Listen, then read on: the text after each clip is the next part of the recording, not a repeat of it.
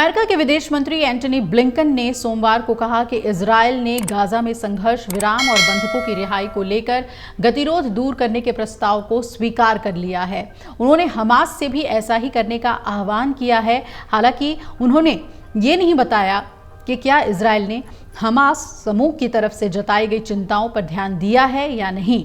आपको बता दें कि इजरायल के प्रधानमंत्री बेंजामिन नेतन्याहू के साथ 2.5 घंटे की बैठक के बाद ब्लिंकन का ये बयान आया है और मंगलवार को उनके मिस्र की यात्रा पर जाने की उम्मीद है। आज वो मिस्र जा सकते हैं।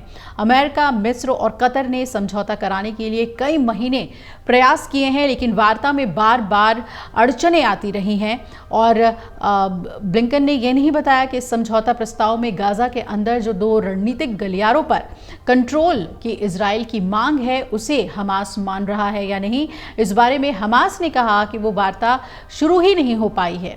ब्लिंकन ने कहा कि प्रधानमंत्री नेतन्याहू के साथ एक बेहद सकारात्मक बैठक में उन्होंने प्रस्ताव का समर्थन किया है और ये भी कहा कि हमास का भी इस पर सहमत होना बहुत महत्वपूर्ण है। अमेरिकी विदेश मंत्री एंटनी ब्लिंकन इजराइल हमास युद्ध की शुरुआत के बाद से मिडिल ईस्ट में अपने 9वें राजनयिक मिशन का उपयोग संघर्ष विराम समझौते के संबंध में जल्द से जल्द फैसला लेने के लिए दबाव बनाने के लिए कर रहे हैं। आपको बता दें कि स्वास्थ्य अधिकारियों ने जानकारी दी है कि गाजा में रात भर और इसके बाद रविवार दिन में किए गए इजरायली हमलों में 5 बच्चों सहित 29 लोगों की मौत हो गई है। ब्लिंकन रविवार को इजरायल पहुंचे थे और मध्यस्थों ने उनके यहां पहुंचने को इस हफ्ते के अंत में काहिरा में होने वाले समझौते को सफल बनाने के लिए एक अंतिम कोशिश बताया है।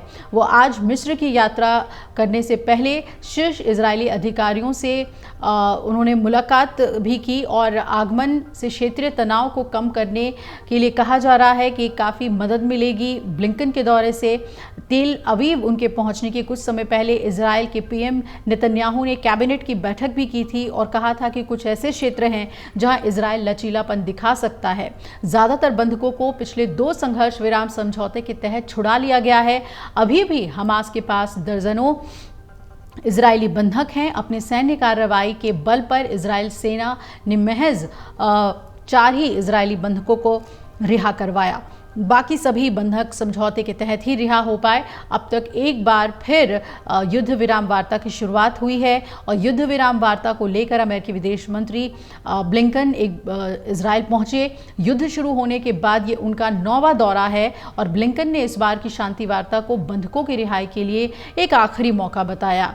दुनिया भर की ताकतें और मानवाधिकार संगठन इजरायल पर युद्ध विराम समझौते के लिए दबाव बना रहे हैं। अमेरिका के इस बयान से युद्ध विराम के लिए दबाव और बढ़ गया है और ब्लिंकन अपनी यात्रा के दौरान इजरायल के राष्ट्रपति आइजैक हर्जोग से भी मुलाकात उन्होंने की और कहा कि युद्ध विराम कराने, स्थायी शांति और सुरक्षा के लिए ये एक निर्णायक क्षण है, आखिरी मौका है। शायद बंधकों को घर वापस लाने के लिए ये आखिरी अवसर हो। अमेरिकी विदेश मंत्री ब्लिंकन ने यह भी कहा कि वो ये सुनिश्चित करने के लिए भी काम कर रहे हैं कि ईरान की ओर से इजरायल पर संभावित हमले ना हो और कोई क्षेत्रीय तनाव ना बढ़े।